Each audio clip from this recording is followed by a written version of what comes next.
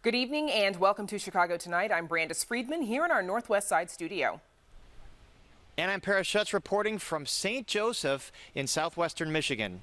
On the show tonight, Chicago Public Schools CEO Janice Jackson on remote learning, making sure Chicagoans have equitable access to parkland, how dentists are adjusting to working during the pandemic, sanitation history that's right up Geoffrey Bear's alley, and an early birthday celebration with Chicago jazz legend Ramsey Lewis.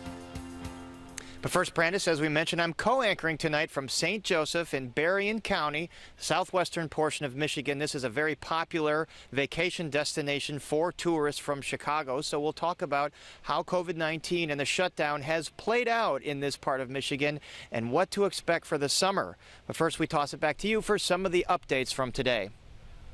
Thanks, Paris. Chicagoans finally have a date for when the city will begin reopening.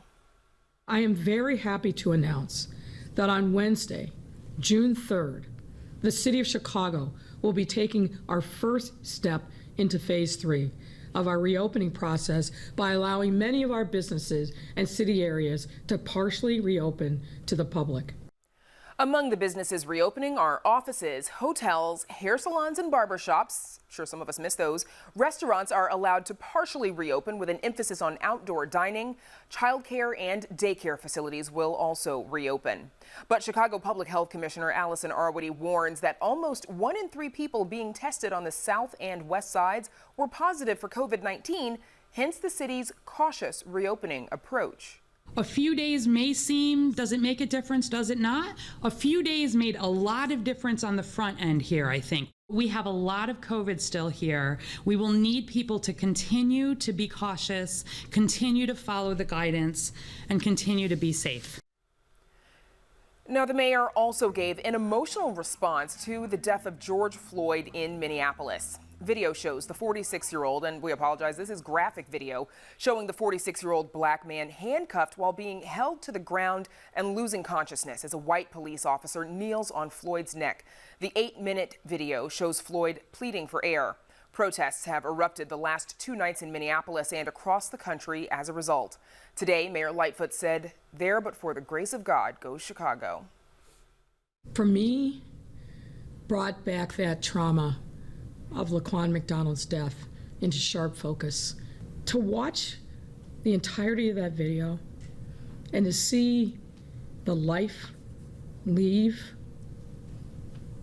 another human being on the ground, literally begging for his life, saying he can't breathe, getting no relief, and just then seeing when the paramedics came, how callously they treated him, almost like he was a piece of meat. We just can't live in a world where somebody gets arrested over something petty and loses their life. And in a statement, Chicago Police Superintendent David Brown called the incident, quote, reprehensible, and said that it tarnishes the badge nationwide. He offered condolences to Floyd's family and said the actions of the now fired officer, Derek Chauvin, have no place in law enforcement. And we'll explore police community relations in Chicago on the program Monday night. With Chicago reopening June 3rd, Governor Pritzker says everyone else tomorrow. All areas of the state are eligible to reopen in accordance with Restore Illinois Phase 3. The governor says Illinois is hitting key health metrics required to move to the next stage of his 5-phase reopening plan. Meanwhile, state health officials report 104 coronavirus deaths in the past 24 hours, bringing the total number of COVID-19 fatalities to 5,186. More than 1,500 new cases were confirmed, and the total number of Illinois cases approaches 116,000. For some, summer in Chicago means escaping to some of the beach towns around Lake Michigan. But how has the COVID pandemic and shutdown impacted those areas that rely on tourist dollars? Paris Schutz and producer Quinn Myers spent the day reporting across the pond, and it's a big lake actually, in St. Joseph, Michigan. It's a quaint beach town in Berrien County in the southwestern corner of Michigan, and it's one of many popular vacation spots in the area for Chicagoans. Paris joins us right now on Silver Beach in St. Joseph, working, we think. Paris. Brandis, I'm still on the clock here, and it has turned into a beautiful summer evening here in southwestern Michigan. The situation here isn't much different from that in Chicago. This part of Michigan is still on a stay-at-home order. There is no dine-in service at restaurants right now. Shops, retail shops are open for appointment only. Now, the major difference here, the beaches. Unlike Chicago, they are open here, and we found a smattering of beachgoers, socially distant, enjoying this beautiful natural resource this afternoon, saying that there were travelers here over Memorial Day weekend and everyone was behaving themselves, playing well in the sandbox, so to speak. And they say they're confident that crowds here over the summer will be responsible. Not too many people here today, so it's been good to come out and practice some social distancing, but enjoy nature as well. Yeah. And everybody's been pretty good too about keeping their kids and everybody distant. So we haven't. We were here on Saturday. I want to say it was a little more crowded, but still, we had a pretty good bubble on the beach around us. Different than some of those spots you see pop up on social media. Now, St. Joseph sits in Berrien County, which has recorded 796 positive and presumed COVID-19 cases, 49 deaths, and 449 recoveries. Health officials say that's about average given the density and the demographics here. Now, the local health officials say that the curve has started to bend, and they're cautiously optimistic that vacationers, tourists can come here, but they're warning them to continue to practice social distancing, wear masks, and wash hands when they come. When people come and they're maybe on vacation, enjoying our beautiful beaches and all the other things that Berrien County has to offer, sometimes you just tend to get a little bit more lax in your vigilance in protecting yourself and the community when you're on vacation. So we're asking folks to make sure that they remember to still stay vigilant for their own health and for that of their family, as well as our community here, so that we don't have imported cases. And if you walk down State Street, the main drag in town, you see a ton of small shops and restaurants dependent on dollars from tourists from places like Chicago and elsewhere. Now, the common sentiment we heard among business owners was confusion. They're confused at some of the state executive orders issued by the governor here, Gretchen Whitmer. They say those orders have changed and they've been short on specifics, but they are hoping that this part of the state will reopen June 12th, even though the economic hit has already been considerable. Southwest Michigan is incredibly dependent on tourism. In fact, a lot of these local businesses rely on almost 70% of their revenue between Memorial Day and Labor Day. And a lot of that comes from out of the area, communities like Chicago and South Bend. And so with tourism taking a hit, these businesses are certainly going to take a hit as well. And one local favorite here is a pet treat store called Fuzzy Butts Pet Bakery, which shut down for the lion's share of the stay-at-home order, but reopened 3 weeks ago. Now, we met Fuzzy Butts' owner, Mary Scott, who said she questions why big box retailers were allowed to stay open while small stores like hers were not. As a small business, we can keep the store fairly clean and sterilized. We have sanitizer here. They wipe stuff down all the time. We wear masks inside, and customers are required to wear a mask. Where the big box stores, you're walking, there can be a couple hundred people in there at once. And like right now, I might have 6 people tops in here. So it's just frustrating. You can walk down the block a bit and you find Perennial Accents, a high-end gift shop, culinary institute, and furniture store.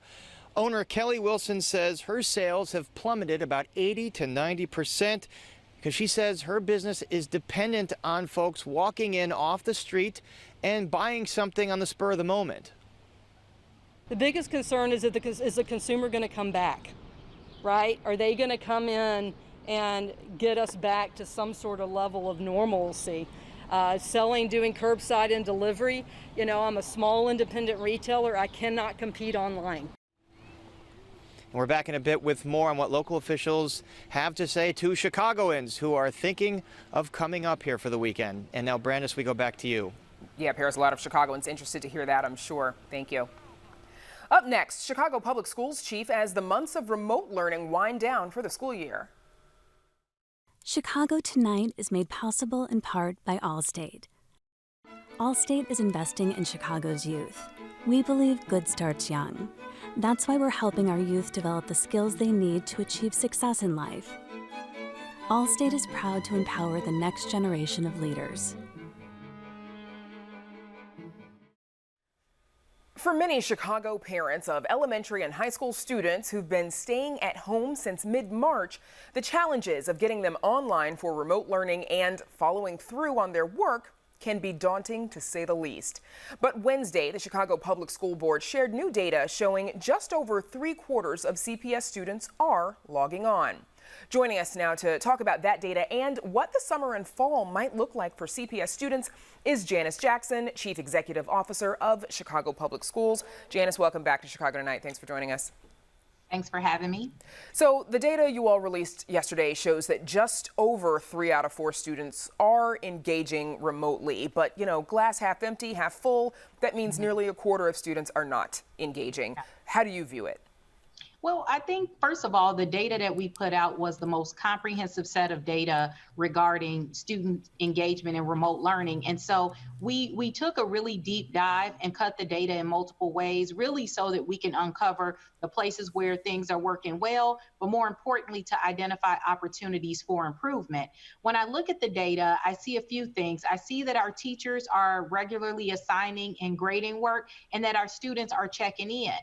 As you said at the top of this, remote learning is definitely a new challenge, and nothing replaces being in a classroom with a teacher. But I do think that this has been the best bird's eye view into what student engagement is looking like across the district, and it allows us an opportunity to identify places where more needs to be done and where we may need to double our efforts. You've all also taken a bit of criticism for the amount of time that it took. Other major school districts have already released this data for themselves. What took so long? Yeah, well, I think we wanted to get it right, not to criticize other school districts, but in some cases, a lot of the data was pretty quick. All of us as school systems were responding rapidly. Some of the data is self-reported, et cetera. We really wanted to make sure that it was a robust set of data that also looked at a variety of things. So not just what are students doing, what are teachers doing? Are they assigning work? Is work being graded? Are students turning in their work? So I think the kind of 360 view of what all of the individuals involved in a remote learning environment are doing, seeing what is happening from every vantage point, we thought was critically important. And look, while it may have taken more time than some would have hoped for, I think that what we've been able to do related to remote learning has been remarkable. If you had asked me 6 months ago, how long would it take to stand up a program like this and create the infrastructure around it, I would have said 18 months to 2 years. We've been able to do some amazing things in just a few short months. And with that said, identify areas for improvement. So speaking of areas for improvement, you know, African American students make up 36% of CPS's student population, but they had the lowest rate of engagement at 70% compared to white and Asian students at nearly 87%. What does that say to you, and what are the district's plans to bridge yet another gap? Yeah, well, because of our commitment to equity, it was really important that we look at the data from all different vantage points and looking at demographics, et cetera. And we know prior to COVID, students from communities of color have been disadvantaged and have had compounding issues that they have to face. And COVID really illuminated that. Our response to that, you know, you kind of pull back the curtain on what's going on and we get greater visibility in there. So unfortunately, the data is not surprising, although it's disheartening. What it does offer is us yet another opportunity to support these students and go above and beyond. And so looking at that data, we give ourselves the information that we need to start having those conversations about what additional supports are needed to support our students and families. We knew early on that devices and internet accessibility was an issue, which is why we distributed over 125,000 devices, mainly in communities of color. And then working on the internet connectivity issue was something else that we spent a great degree of time on. So the plan is to continue to remove barriers that prevent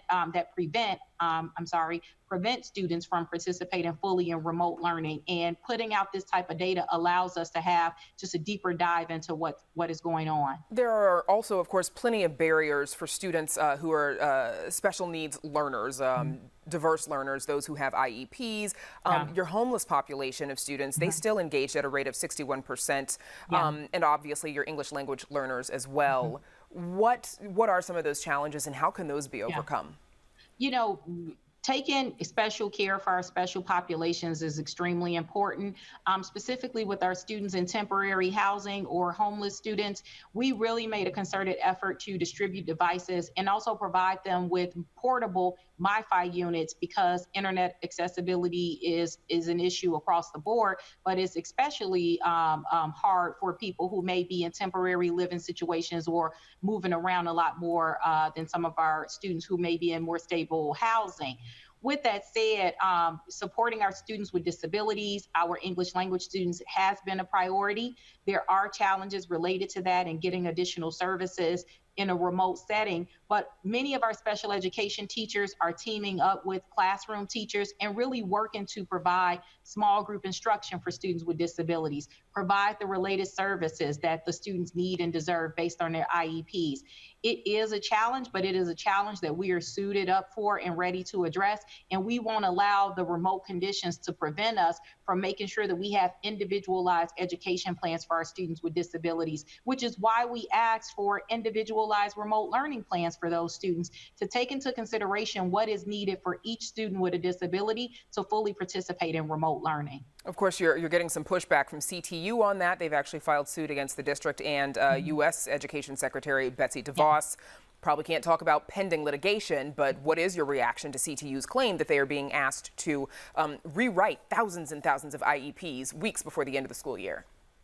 I think, you're right. I don't want to get into a back and forth about pending litigation, but what I will say is that I think we're on the right side of this in that we are just trying to make sure that our students with disabilities can fully engage in remote learning just like their peers. And I think that that is the spirit of the law around educating students with special needs. And that's probably why we were required, as well as every other district across the country, to provide additional support for students with disabilities. We cannot allow the circumstances that are before us to give us a pass to walk away from our responsibilities for students with disabilities.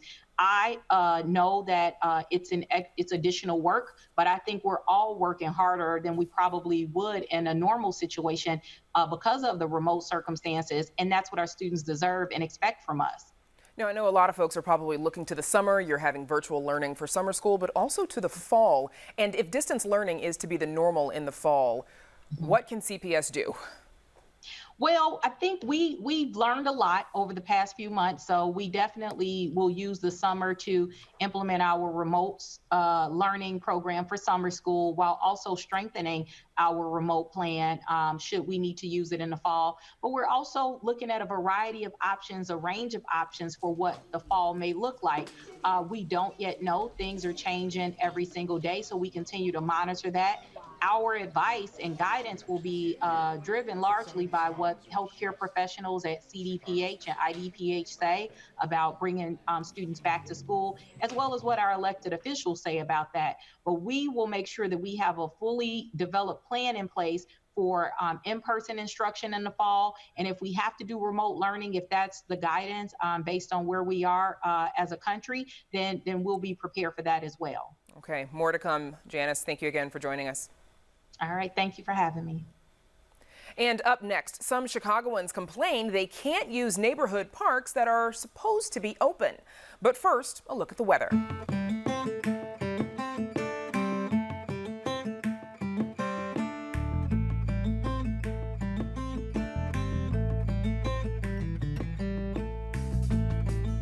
Chicago Tonight is made possible in part through the generous support of the Julius Frankel Foundation. Many Chicagoans are eager to get back to the lakefront and the adjacent parks the city closed in March. People have been using regularly Lincoln Park, even though it's supposed to be shut down. But despite the lakefront restrictions, most of Chicago's parks are supposed to be open. And as social distancing remains the norm for the foreseeable future, some residents and park advocates are concerned about equitable park access. Chicago Tonight's Nick Blumberg reports. Ebony Lucas likes to start her day with an early morning run. Usually between 5:30 and 6 a.m. And she usually runs on the track at Mandrake Park on the border of the Bronzeville and Oakland communities on the south side. The sidewalks are just very broken up and they're dangerous, honestly, to walk or run on. which is also why a lot of the seniors run on the track, because the track is nice and smooth and, you can run and not worry about tripping. But these days, Lucas says she and her neighbors can't use the track because there's a squad car blocking it. They told us that those were the orders that they were given and that we could get a $500 fine if we were on the track. Mandrake isn't supposed to be shut down. The Park District's website says it's open and makes no mention of the track. There's not a reason for it because, especially like I said, in the mornings when I've been out there, it's always been socially distanced. People wear masks. Lucas isn't alone. One resident told us while walking through Humboldt Park last month, officers were driving around telling everyone to go home because the park was closed. It isn't. A small neighborhood green space in West Humboldt Park was closed off until the caution tape was torn down. One of the access points to Ping Tom Park in Chinatown has also been periodically closed. And that has happened from a wide swath of parks, and it has had different manifestations in a lot of different places. Juanita Irizarry of Friends of the Park says it's not always clear who's making decisions or why. The Park District, the police, other city officials. She wants to see clear oversight and communication and is concerned by reporting from Block Club Chicago that social distancing arrests have focused on the south and west sides. Chicagoans ought to be able to use their parks both for physical health and mental health. And it's really not helpful for one's mental health to head out to your park, which as far as you know is open, and you get there and there are barricades up, or the police are turning you away, or you're in the middle of your walk and all of a sudden a police car rolls up to you and tells you you have to go home because the park is closed, when there has been no such order. As spring turns to summer, many stir-crazy Chicagoans are likely to turn to their local parks, especially in a time with limited recreation options. But when it comes to promoting public health and appropriate physical distancing, park advocates want to see education and equity and clear communication of what's expected. Garfield Park Advisory Council President Keith Kelly says he was surprised one day to learn that the access roads through that park had been closed by police because of social distancing concerns. I understood why they did it in the short term, but depending on how long it goes, that might shift. But closed roads might make people think the whole park is closed. It's not. Kelly says the Park District was responsive and put up signs around the park, but big picture, he says public space and the residents who use it should be treated the same way across the city. Why is it people can tear down barriers in Lincoln Park, but people are getting supposedly chased out of parks on the west side of Chicago? Why is it that these physical spaces aren't being seen as an opportunity to expand the community's understanding of how you can coexist in space in a safe distance from each other? For Chicago Tonight, I'm Nick Blumberg. Neither the Chicago Police Department nor the Chicago Park District immediately responded to a request for comment. Still to come on Chicago Tonight, what dentists are doing to safely reopen during the pandemic. Why Chicago said good riddance to some bad rubbish boxes in tonight's Ask Geoffrey. Jazz pianist Ramsey Lewis invites you to his musical birthday celebration. And state park campgrounds open tomorrow, but the experience won't be the same. A list of the restrictions in place. But first, we check back in with Paris Schutz, who's co-anchoring tonight from St. Joseph, Michigan, a popular summer destination for Chicagoans. Paris. Yeah, Brandis, we're joined by the town's mayor, Mike Gary. Mayor, thank you for joining us out here on this beautiful evening on the shores, the dunes of Lake Michigan. So you have a lot of Chicagoans watching right now. Should they avoid coming here for the summer, or should they come like they always do? I really think they should come as they always do. I have my mask with me, but we're practicing the separation and we are outside. I know the city has worked very hard to handling with the COVID-19 crisis, but all of our merchants, the city itself, we've been working with Berrien County Health Department to make sure that we can provide a safe, friendly environment for all of our guests and our residents. So we are lucky that we have, number one, a blessed natural environment to enjoy, several beaches. So we're open for business this summer. And, you know, we saw a smattering of people on the beach today. There's a lot of space there. You know, on a busy summer weekend, is there enough room to keep people socially distant and avoid some of the scenes, you know, you've seen elsewhere across the country? I think that there will be. Again, we have several beaches, miles of beaches through this area, but also too, when you come and visit the area, there's several hiking trails. There's vineyards to visit. You also have a fabulous downtown you can walk. And evenings, many people come down, just walk along Lake Bluff Park to look at a sunset. So there are many options to be outdoors and shop in the area. And so we can handle quite a few visitors. I mean, I almost wonder if you might have more because people can't really fly yet. Maybe they opt for the road trip and come out and hike and enjoy the water. I think we could benefit from daily trips, people driving here.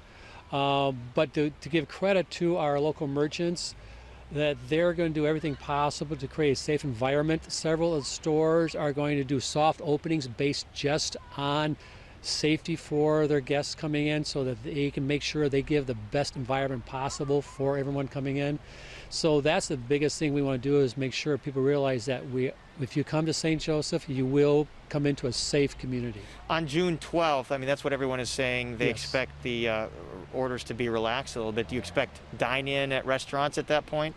I believe so. We'll have dining, but also the City Commission, who is fully behind all this work, we just approved an outdoor seating venue on Pleasant Street for 2 restaurants. And that will be opening up by the 12th too, which again allow outdoor dining, which will increase the capacity. Talked to one of the small businesses, Forever Books, a pretty Yes. popular place here. She was telling me that this has really hurt her. She's been sustained by some GoFundMe money. She has a local school district buying some books, a local library buying some books. She says it'll carry her through the summer maybe, and after that it's anybody's guess. Do you anticipate some of these businesses could shut down? Well, that is a big concern. That's why the city has been so involved in creating a new environment for our merchants. We are now setting up a virtual tour system, a website where you can visit the streets and do a virtual tour, see what's inside, what buildings are offering, what businesses are offering. Also, on many of the stores, you'll be able to do a virtual tour inside so that you'll be able to see what they have before you come. So we're very supportive of our merchants, and we're doing everything we can to help them through this time. How's the COVID-19 outbreak played out here? We talked to health officials that said about 800 cases throughout Berrien County. It is really, we've taken a toll with that, with the people that we care about here in the community. And that's why really it's our responsibility to treat everybody like our neighbor. We want to be safe. So it's our responsibility to create a safe environment for everybody, and so that we can get through this and we don't have a reoccurrence this fall. All right, Mayor Mike Gary, best of luck. Stay healthy. Thanks for joining us. Thank you very much, and carry the mask. All right. And Brandis will be back with more in just a bit, but we throw it right back to you. A lot of folks probably thinking about vacation plans right now, Paris. Thank you. And now to Phil Ponce and how dentists are cleaning teeth amid the pandemic. Phil. Brandis, after 2 months of performing only emergency procedures, dentist offices in Illinois are now fully reopening. But the experience for patients and dentists will be very different. And it comes as many dentists are still struggling to get the protective equipment they need. Joining us to talk about how dentists are adapting to the pandemic are Dr. Terry Tiersky, the president of the Chicago Dental Society, and Dr. Clark Stanford, Dean of the University of Illinois at Chicago's College of Dentistry. Thank you both for joining us. Dr. Tiersky, you've been treating patients for emergencies, but how is the experience going to be different for all patients now that dentist's office can open?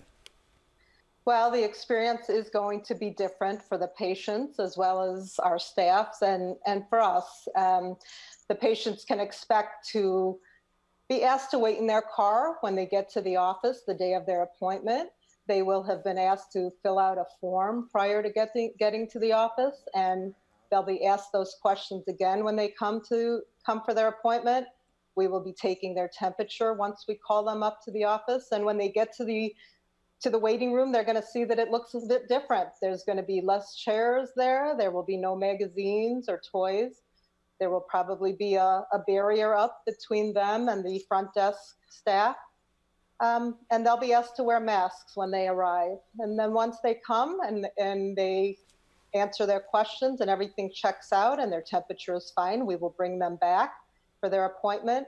And they'll see that we look different too, because we are going to be wearing some different PPE than we normally do.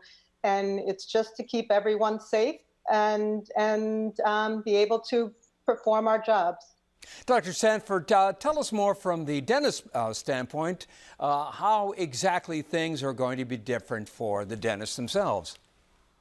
So in fact, one of the biggest changes is changes in somewhat to the offices themselves in terms of the protocols. At least initially, it's going to be a little less efficient because the deep cleaning that's going to be needed between each patient, as well as at the end of the day, it's going to put a lot of stress on the providers as well as the staff, as you've already heard about. One of the big challenges people don't talk about too much is it's exhausting to wear some of the new PPE that's being recommended, such as the N95 mask, the respirators.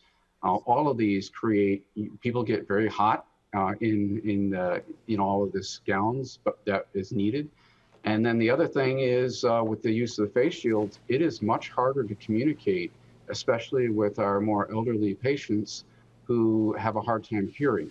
And that is all part of what we're going to be adapting to as dental providers. Dr. Tiersky, as we're looking at the video of the new reality in terms of what dentists need to wear, it looks much more like a doctor performing surgery as opposed to what one is used to going to the dentist. How about the ability to get that additional protective equipment? What are you hearing? Well, it's not only what I'm hearing, it's also what I'm experiencing, and that is it is difficult to get a lot of what we need. I'm hopeful that going forward that we have an easier time, but right now it has been difficult to get, for instance, what Dean Stanford mentioned, the N95 masks. We have to also get disposable gowns and face shields and what we call level 3 masks, which are surgical masks. And this has been very, very difficult. It has been a challenge. And, we stepped up at the beginning of this pandemic and we donated a lot of the PPE that was needed at the hospitals and to the frontline workers. And as dentists, the Chicago Dental Society members stepped up immediately when I put out a call for those donations. And that was absolutely the right thing to do. But now we need help. And we need, all of the PPE necessary to get back to work. And it has been a challenge, definitely. Dr. Stanford, this may be very basic information by this point, but just restate the concern about aerosols in the dental environment. So one of the issues that arises in dentistry is because we want to protect the tissues in the mouth, we use a water coolant. The water coolant creates both what we call droplets as well as potential aerosols. There's some data to show that virus can be detected in aerosols, but there's still many unanswered questions. So out of a preponderance of safety, dentists are doing everything we can to reduce the generation of aerosol or control the generation of aerosols. Yet we need to create some water coolant because we want to protect the teeth and we want to protect the surrounding tissues. But at the same time, there are many, many technologies that are being applied to help to reduce the aerosol and therefore mitigate risk. Dr. Tiersky, what are you hearing from patients about what they've been delaying these last couple of months? Well, quite frankly, my office has been closed since March 14th, and I'm going back to work next Tuesday, the 2nd. And so personally, my patients are scheduling to come back.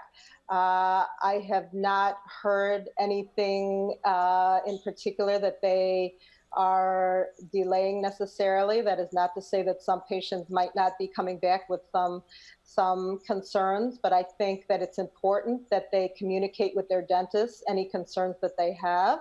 And also when they get to the office, things should look a little bit different than it did when they were there 6 months ago. And if it doesn't, that is also something that they should speak to their dentists about. Dr. Stanford, are people going to be charged an extra COVID charge, as some restaurants have been doing, to cover the costs of this additional protective equipment that you need and so forth, these new protocols? There has been just some discussion about that, and that's really up to the cost that's being incurred by the individual provider. Here at the UIC College of Dentistry, we're not adding a charge. We're subsuming it as a part of our mission to actually be able to provide care. But all of this is costing a lot more overhead to providers, and that's why as Dr. Tiersky had talked about, just getting some of this protective equipment that we're talking about also, because of supply and demand, has quite a high cost in the marketplace right now. So some providers are having to add some additional costs to their operations and trying to recover some of that. Dr. Tiersky, will you be charging an extra COVID fee to your patients? Well, as Dean Stanford said, this is going to be a personal decision for every dentist. I am not going to at this point, although the costs are considerable for what we are going to have to be buying in the different masks. But personally, I am not planning on adding a PPE fee. That is not in any way to say that the next office should not. Every office is different. And so to your question, I will not be, but that is in no way a judgment of any other office that may choose to be charging a fee, because the costs are considerable. And that's where we'll have to leave it. Dr. Tiersky, Dr. Stanford, thank you both for joining us. We very much appreciate it. Thank you. Thank you. And now, Brandis, back to you. Phil, thank you. And now we check back in with Paris Schutz, co-anchoring tonight from St. Joseph in Southwest Michigan, little less than 2 hours from Chicago. Paris. Yeah, Brandis, and now we're joined by Millicent Huminski, who is the executive director of the Southwest Michigan Tourist Council. Thanks for coming. I know we had to drag you out on this beautiful, breezy summer night. So, two schools of thought to me with the pandemic. Maybe you'll have more tourists because they can't really fly, so maybe they'll opt for a day trip, or maybe people will stay away because of the pandemic. How do you think the summer will go? I'm really not sure, because we've never had to go through anything like this before. I can tell you that we have had people from Chicago come and vacation here for hundreds of years, even when they used to come over via boat before the invention of the automobile. So, we do know about one boat that did not make it over here, that very famously. We won't mention that one. So you're cautiously optimistic that you'll see tourists this summer? I am. I think with the safe distancing, the practices that are being put into place, I think as long as people adhere to those things, that we're all going to be in good shape. I mean, I feel like we're in paradise. It's a beautiful place. We're getting ready to roll into the summer season, and so I'm very optimistic that we'll do well. Will we do what we've done in past years? Maybe, maybe not, but I still think we'll be a choice for folks to drive to. And how dependent is the economy in Harbor Country, here, South Haven, on tourism? Well, in Michigan, the top three industries are manufacturing, agriculture, and tourism, in that order, and this area is fortunate to have all three. I mean, we're headquarters for Whirlpool. We're the second most diverse agriculture area in the United States, second only to the state of California, and then tourism is third, and we're huge when it comes to tourism. You know, I spoke to a lot of businesses here today that said they were confused about, you know, what the reopen's going to look like, what the regulations are going to be. What are your conversations like with regards to reopening? You know, it's tough because we've never had more than about a 2-week notice when things change. I mean, we all thought we were going to open up May 29th, and now it's June 12th, and there could be another announcement before June 12th. We really just have to sit and wait. I think we prepare for people to come, and then we'd have to wait and see what's next. And how do you think the long-term effect, what is the long-term effect from this shutdown, you think? That's a good question. I don't know. I can tell you that I watched webinars on hotel occupancy in the U.S. and Canada every single week until the third week in April, and then things were so bad there was nothing new to report, so they just stopped. But what they did say during those is when 9/11 happened, it took about 6 years for it to rebound to where it had been, and then again during the real estate decline in 2008, it was another 6 years. So I have no doubt that we're going to get back to what we had and be even better. But you know, this is different than 9/11 and different than 2008. So might have to be looking at the bigger picture. How are hotel occupancy rates right now? Not good. You know, on any given night, whether it's a weekend or a holiday weekend, they did fairly well over the holiday weekend, and they're doing the distancing thing with, you know, the rooms, you know, spacing them out and everything that they have to do. So I do know that some properties sold every room that they had available, and but when you get to week, when people are contingent on business travel, you know, occupancy is in the single digits right now. So we're hoping that tourism is going to be strong this summer to help everybody survive. All right, Millicent Huminski, thank you so much for joining us. Thank you. And Brandis, we'll wrap some stuff up at the end of the show, but now we go back to you. Careful. Yeah, Paris, 6 weeks. 6 years. That sounds like a very long time to recover. Thank you. Up next, Geoffrey Bear talks some trash in tonight's Ask Geoffrey. Ask Geoffrey is made possible in part by BMO Harris Bank. Wow, you ready? Yeah, let me just grab my wallet. Uh-oh, I've seen this before. Wallet way too big, skinny jeans too skinny. I'll just carry it. Before you break something, you should know you don't actually need a wallet. With BMO Harris, you can just take cash out with your phone. Or if you need to, you can pay them with Zelle. That works? Yeah. You're stuck, aren't you? Smile. Woo, those jeans are way too tight. That feeling you get when no wallet is no big deal. That's the BMO effect. Longtime Chicago Alderman Roman Puchinski once said, "There's nothing as crucial to an alderman as garbage." So how did garbage cans become a source and symbol of political power in this city? Geoffrey Bear is here with some trashy history in tonight's Ask Geoffrey. Hey again, Geoffrey. Hi, Brandis. Trash talk tonight. That's me and you. So this question comes from Gene Smilin' Coyote in West Ridge. The question is, when I was walking home today, I saw this concrete box in an alley in West Edgewater. Was this product the predecessor to our modern freestanding home garbage cans? Okay, well, let's take a look at the object our viewer is trash talking about. And she's right. This is basically an old trash receptacle, which people also used as their own private incinerators, made of concrete and metal. They were manufactured from the 1920s through the 1940s. On the lid, you can see the name of the manufacturer, Sanitary Garbage Box Company. This was one of a handful of local garbage box makers. Residents would throw their trash in the top opening and they could burn it in there. And then sanitation workers would shovel out the ashes or the unburned trash through a second opening near the bottom on the alley side.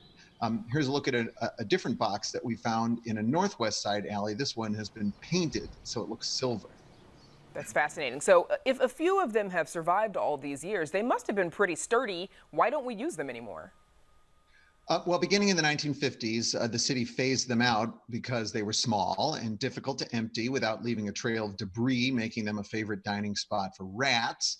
But it took a demolition crew with sledgehammers to dismantle the boxes. So some of them were just never torn down. Now, instead of the boxes, the city required residents to supply their own covered metal garbage cans, and many citizens balked at the expense. Trash collection was handled separately in each ward, and as you said in your introduction, the aldermen and other ward bosses often saw the service as a way to win favor and win votes from constituents.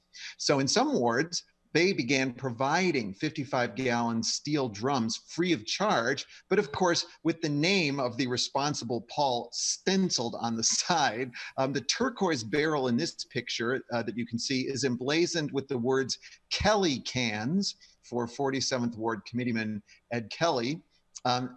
My former next door neighbor in Chicago, Greg Basil, was the superintendent of streets and sand in the 44th Ward, and he fondly remembers Bernie cans stenciled with the line, "Compliments of Alderman Bernie Hansen." Other barrels carried the name of the 43rd Ward Superintendent Pete Chivarelli, who, by the way, also owned Demon Dogs and managed the rock band Chicago, a trifecta of Chicago cred. Isn't it though? And that's what everybody wants, is their name on a trash can. When did the plastic carts that we use now become the standard? Those began appearing during Harold Washington's administration in 1985. They saved money because just one sanitation worker is all you need to attach the cart to a motorized arm that dumps trash into the truck. Now, 47th Ward Alderman Gene Schulter was an early adopter of these because the carts replaced the Kelly cans of his rival, Ed Kelly. Okay, so the trash has been picked up. Then what has Chicago done with it? Well, the options have traditionally been you either burn it or you dump it. Now, I remember as a child, my grandmother's South Side high-rise apartment building had a trash chute right down the hall, and it emptied into the building's own incinerator. Schools, hospitals, and other large buildings typically also had their own incinerators, and there were these cleaner burning big city-owned incinerators too.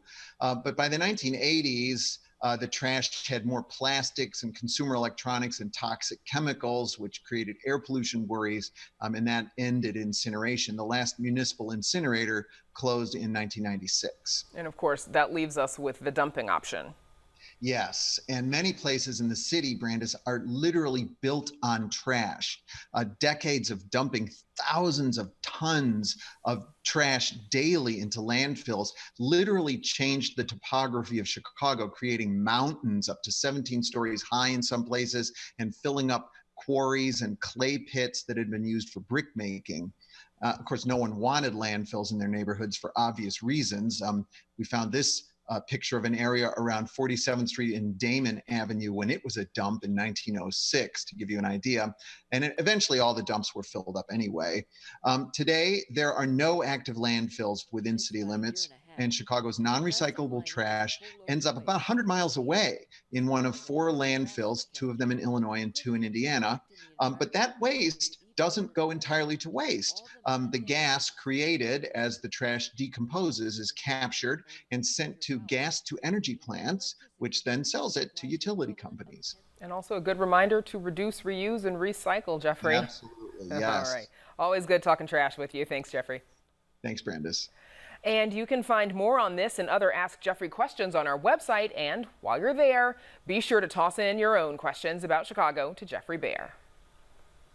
Quarantine birthdays around the country have consisted of drive-bys, Zoom chats, or small gatherings with family. But there haven't been very many birthday concerts. Chicago jazz composer and pianist Ramsey Lewis is adding that to the list as he celebrates his 85th birthday this weekend. Arts correspondent Angel Ito shares more on this celebration. Ramsey Lewis is celebrating his 85th birthday, and he wants you to join him. Happy birthday to me. It's a part of his monthly Saturday Salon series held the last Saturday of every month at 1 p.m.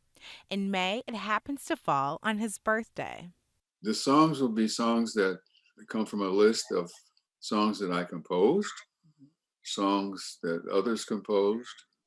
It'll be from Duke Ellington to Bach, Chopin, and the blues. I was criticized early on in my career, 50, 60, 70 years ago, for being all over the place. Well, what is he? You know, he's playing the blues here, he's playing a semi-classical piece with a jazz arrangement of it. Held in his living room and recorded by his wife, Lewis says the feedback he's received thus far has been great. It was wonderful as a result from that first one to get mail from Japan and from Europe and places around the world, as well as Chicago and the United States. So it was like, wow, really? But what are just some of your favorite songs that may be songs that a lot of fans love or maybe don't receive as much attention, but what are some of your favorites of yours? It's easier for me to say some of the songs that I know some of the fans remember, like I'm In With the In Crowd, right, and Hang On Sloopy, and Wade in the Water.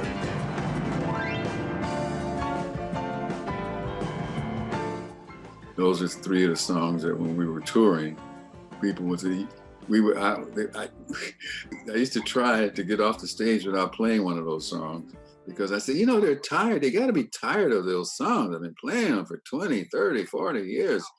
And people giving us a standing ovation. And as we walk off the stage, they were, aren't you going to play the In Crowd? Aren't you going to play Wade in the Water? Aren't you going to play this? Aren't you going to play that?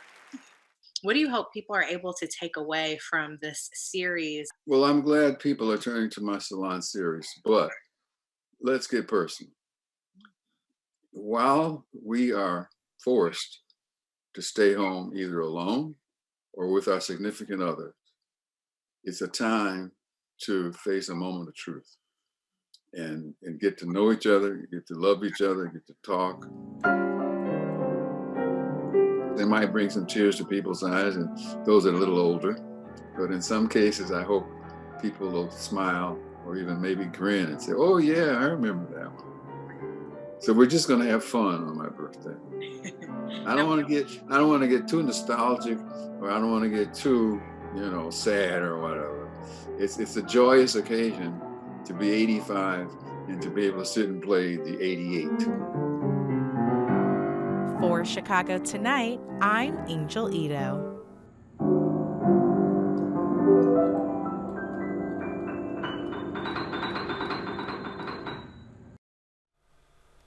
As for other birthday celebrations, Ramsey Lewis says he'll be celebrating at home with his wife with homemade cake and ice cream. His musical birthday celebration is this Saturday afternoon, with a portion of the proceeds going to the Jazz Foundation of America. You can visit our website for more information. And we're back with a list of changes you might encounter on your next state park visit.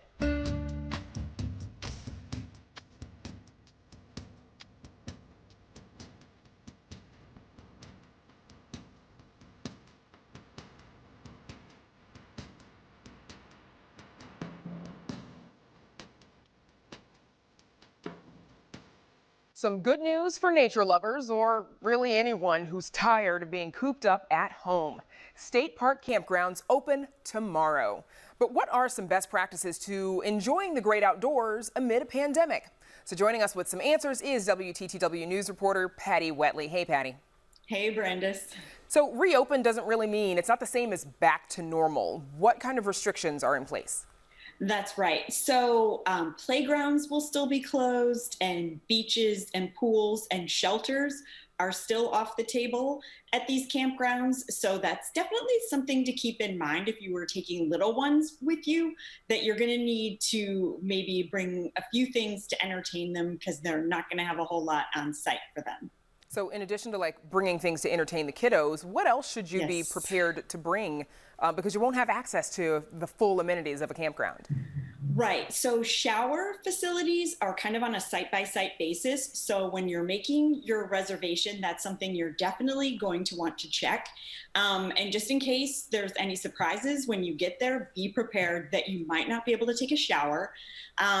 Bathrooms will be open, but the Illinois Department of Natural Resources, which is kind of managing all of these sites, they're advising people that if you have a camper or an RV that has its own bathroom or shower facility, you're going to want to use that instead, even though they will be cleaning twice daily restrooms and showers. So I think that the best advice is to be prepared for a more rustic versus glamping experience. You want to get back to nature. This is going to be a true back to nature experience. That's what camping is for. Some folks have been skipping the shower all this time anyway. So Exactly. Thank you, Patty. Thanks, Brandis. And you can read Patty's full story on our website, where you'll find more tips for your next outdoor adventure. That's at WTTW.com/news. And we're joined again by Paris Schutz, who's been reporting in St. Joseph, Michigan today. Paris, looks like there were some beachgoers on a school day, though there's a chance that school is out. Myself included on the beach here, although the temperatures dropped about 15 degrees since last I saw you. Anyway, Brandon, speaking of schools, I know you spoke with CPS CEO Janice Jackson about the end of the school year. What is the plan for the summer and going forward? So that was the one question I didn't get to ask her about, Paris. This year, the city is having the first ever city-wide virtual graduation ceremony, not just for CPS students, any graduating senior. It's going to be broadcast on a bunch of television stations, including right here on WTTW. That's on Sunday, June 14th. Oprah Winfrey is the commencement speaker, and a former Hamilton star in Chicago. Now he's the lead role in Hamilton in New York whenever Broadway reopens. Miguel Cervantes is going to be the MC. They are asking students to contribute. I understand valedictorians across the city are going to be doing sort of a collective speech, so it should be really interesting. I can't wait to see it. And Paris, you weren't only in St. Joseph this week, but you've been reporting across the Chicago area. What are some of your biggest takeaways this week? Yeah, this is our fifth state, I think, since we started doing this. But here's something I want to talk about. I've interviewed a lot of hospital officials in the last 2 weeks, and they're all emphasizing one thing to me, that they're reopening for regular doctor visits and elective procedures. They're emphasizing that. I didn't put that in the stories that I did because I wanted to focus on COVID-19, but it's very interesting that they're saying, hey, it's safe to come out And the reason is because hospitals are losing money hand over fist, and those procedures are how they make money. So it's clear you see the urgency with hospitals, urging people to get back and go do their regular doctor's appointments. Wow. Okay, more to come. We'll see where you end up next week. But that is our show for this Thursday night. Don't forget to stay connected with us by signing up for our daily briefing. And you can get Chicago Tonight streamed on Facebook, YouTube, and our website, WTTW.com/news. You can also get the show via podcast and the PBS video app. And I'm about to go pick up some pizza from the Silver Beach Pizza. And please join us tomorrow night for the Weekend Review. I've got some requests, Paris. And we leave you tonight with I'll bring you something back. Some of the 2016 Chicago Tonight performance of the song Lullaby of Birdland with Ramsey Lewis on the piano and Hampton Calloway on vocals and Joshua Ramos on the upright bass. Now, for all of us here at Chicago Tonight, I'm Brandis Friedman. And I'm Paris Schutz. Thank you so much for watching. We'll see you back in Chicago tomorrow night. He really knows how to cry. That's how I cry in my pillow. If you should tell me farewell or goodbye, lullaby of birdland, whisper low. Kiss me sweet and then we'll go flying high in birdland, high in the sky up above. Oh, because we're in love.